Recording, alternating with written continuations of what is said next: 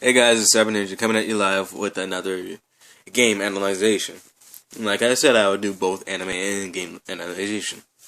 But today we're going to be taking a look at both Devil May Cry 4 and Devil May Cry DMC, or in other terms, Devil May Cry 5.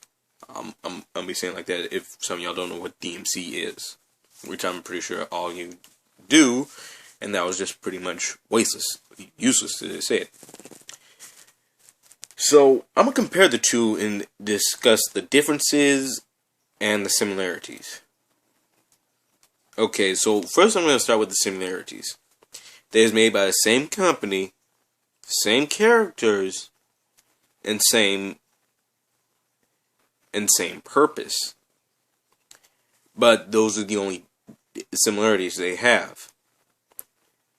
Now, the difference is, in Devil May Cry 4, it was a lot more fun. You play with both characters, Nero and Dante. When you first start the game, you start out the game playing as Nero.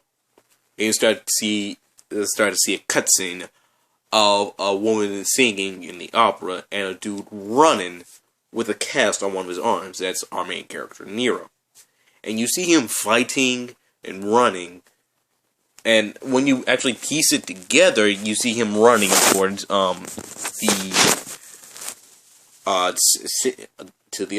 the church. That's because his childhood friend Kirie was singing, and he wanted to be there. He was buying her a present, and he was running because he heard the song and he knew he was running out of time.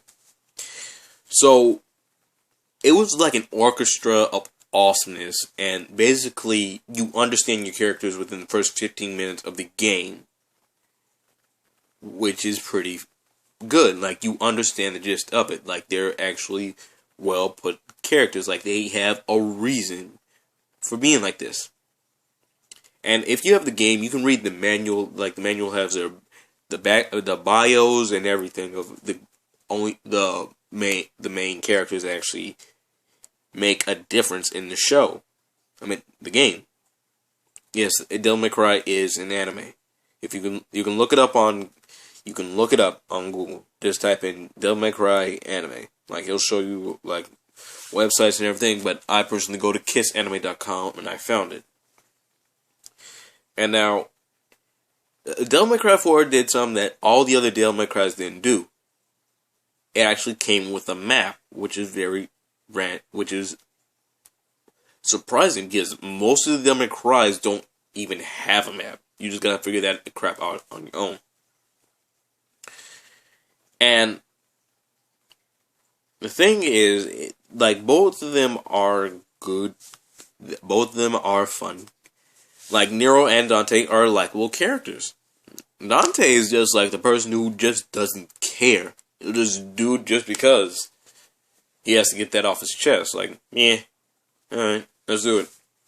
But he also has fun with it. Nero, he does this to protect Kirie. He loves her, but you can actually see it, even though he doesn't necessarily show it. You'll see it in his actions when she's in danger. You'll see it. Like, it's not that hard to spot. If you're a fucking moron, it'll be hard, but other than that, no. And I know you can see a fly buzzing around in here. If you can hear it, yeah. If you can see it, yeah. But overall, yeah.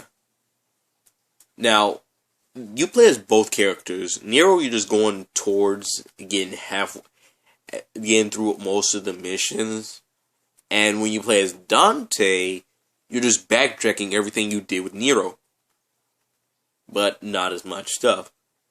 Nero, like, you'll get used to him so much, like, it'll be hard for you to play as Dante at first. Like, it'll be so hard because you're so used to using Nero's blue arm. And the Devil Triggers are badass. I'm not gonna lie, Nero's is badass. Like, some people said he's Virgil's nephew.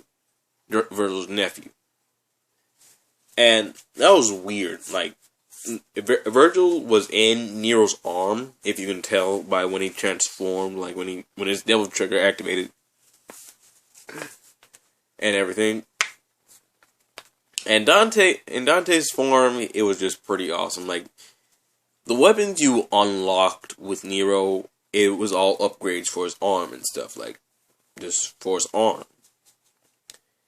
And with Dante, every boss you fight, you get a weapon, which was really different between those two. Like, Nero, you get abilities for your arm. Dante, you get weapons.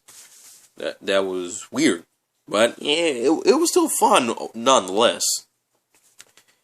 But in overall, Devil May Cry 4 was a fun game overall.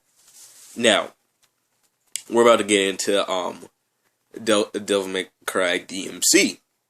Now, DMC, it actually was, and he got bashed on, and I can see why. Like, the Dante we know is no more in this game. It is like him just in a trailer, drunk off his ass, and when he fights, it just is so swinging around like a sloppy dick, and it's like he lives in a trailer. It's like the Dante, his personality does resemblance the Dante we know, only for the first little bit after you get towards a house mission, which is like mission 2. Yeah, it's mission 2. And then you start to see him develop into a caring person, which a lot of people don't really understand because, and I really don't get, like, okay, Dante's a caring person, this is new for us, but why do we bash it? And now, I can see why they bash DMC, is because it was, like, in the first game you see him, like a white wig. You see a white wig fly on, and you see him look like the classic Dante.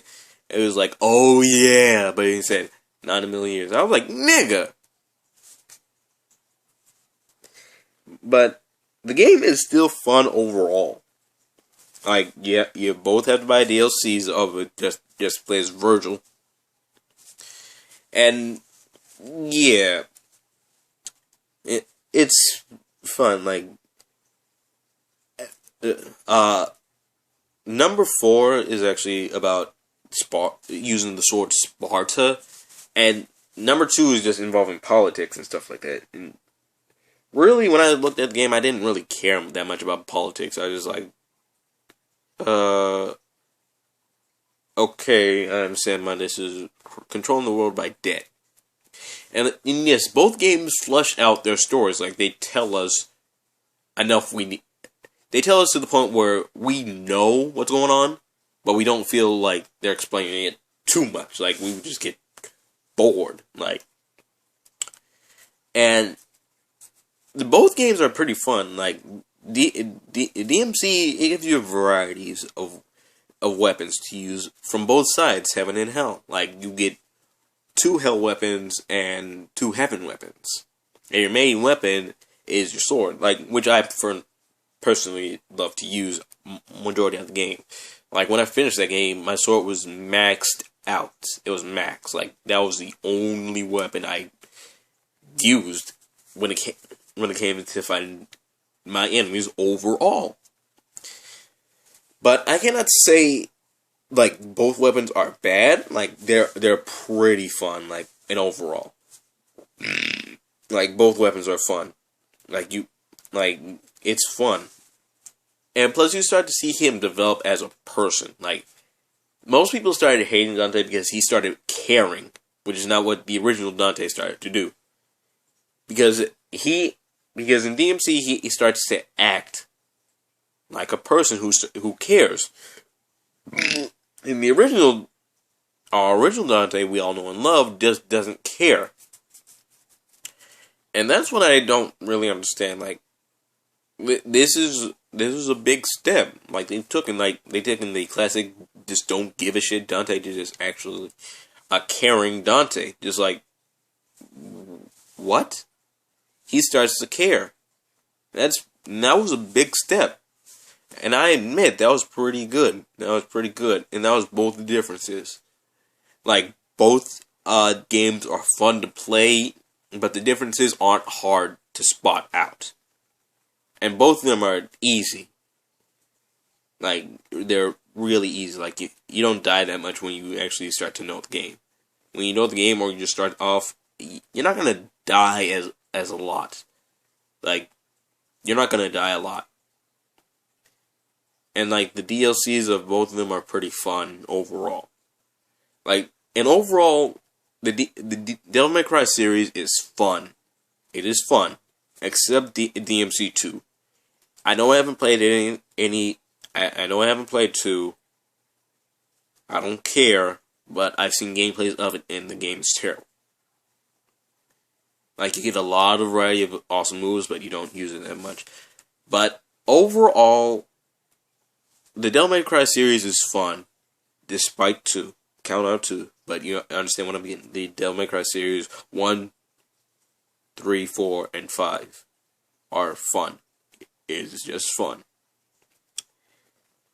So anyway, guys, that was my analyzation of Devil May Cry. Tell me what y'all want me to review next before October. Write down the link in the description box down below what y'all want me to do next. And this is Cyber Ninja, and I'll see you next time. Peace.